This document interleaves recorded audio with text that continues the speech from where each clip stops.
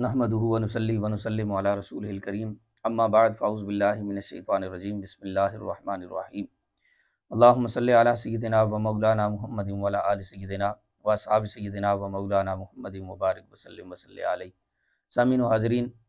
آج ہماری جو گفتگو ہے اس کا موضوع ہے صحابہ کرام علیہم الرضوان کی سخاوت۔ صحابہ کرام علیہم الرضوان کی سخاوت کیا تھی؟ حضرت عبداللہ ابن عمر رضی اللہ تعالیٰ عنہ سے روایت ہے کہ ایک صحابی نے بطور ہدیہ ایک صحابی کے گھر بکری کا ایک سر بھیج دیا، تو انہوں نے یہ کہہ کر کہ ہم سے زیادہ فلاں میرا بھائی اس کا زیادہ ضرورت مند ہے، تو اس کے گھر بھیج دیا۔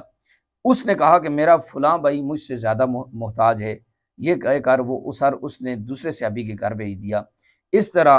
ایک نے دوسرے کے گھر، دوسرے نے تیسرے کے گھر، تیسرے نے چوتھے کے گھر، اس طرح کرتے کرتے یہ جب سر چھٹے صحابی کے پاس پہنچا تو اس چھٹے صحابی نے پھر مڑ کر اس پہلے صحابی کے گھر والوں کو بھیج دیا کہ وہ ہم سے زیادہ مفلس اور حاجت مند ہیں۔ اس طرح وہ جس گھر سے وہ سر چلا تھا اسی گھر میں واپس آ گیا۔ تو اس پر اللہ تبارک و تعالیٰ نے قرآن مجید کی یہ آیات بھی نازل کی تھی جو سورہ حشر کا پہلا رکوع ہے کہ یؤثرون علی انفسہم ولو کان بہم خصاصہ ومن یوق شح نفسہ فاولئک هم المفلحون۔ اور صحابہ اپنی جانوں پر ترجیح دیتے ہیں اگرچہ انہیں شدید محتاجی ہو، اور جو اپنے نفس کے لالچ سے بچا لیا گیا تو وہی کامیاب ہو گیا۔ اسی طرح حضرت عمر فاروق رضی اللہ تعالیٰ عنہ کے دور کا ایک واقعہ ہے کہ حضرت عمر فاروق رضی اللہ تعالیٰ عنہ کے عہد خلافت میں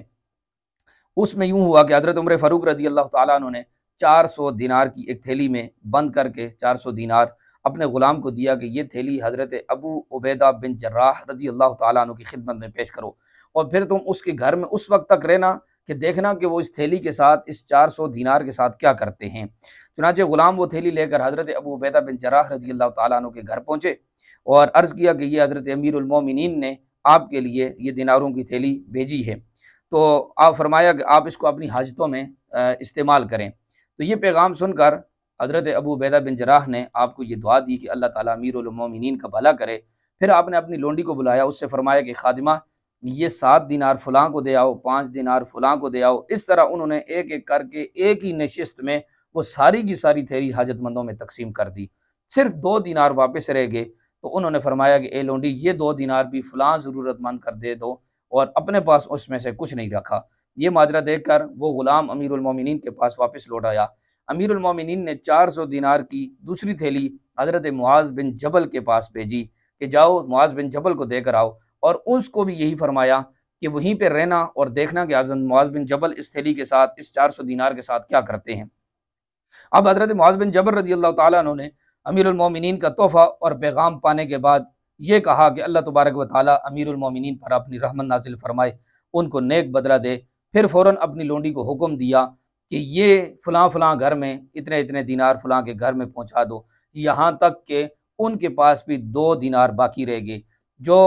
انہوں نے اپنے پاس رکھے، اور پھر لونڈی کو کہا کہ یہ رقم بھی فلاں کو دے آؤ۔ لیکن حضرت معاذ بن جبل رضی اللہ تعالیٰ عنہ کی زوجہ آئیں تو انہوں نے کہا خدا کی قسم ہم لوگ بھی تو مفلس اور مسکین ہیں۔ یہ سن کر حضرت معاذ بن جبل رضی اللہ تعالیٰ عنہ نے 2 دینار آپ کی طرف پھینک دیے، فرمایا یہ رکھ لو۔ یہ منظر دیکھ کر غلام امیر المومنین کے پاس حاضر ہوا اور سارا واقعہ سنایا۔ تو امیر المومنین حضرت ابو عبیدہ حضرت معاذ بن جبل رضی اللہ تعالیٰ عنہ کی اس سخاوت اور اولو العزمی کی داستان کو سن کر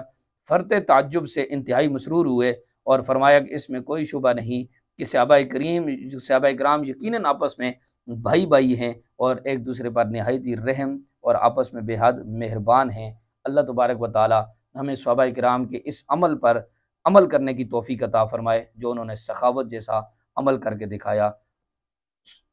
اللہ تبارک و تعالی ہم سب پر رحم و کرم فرمائے۔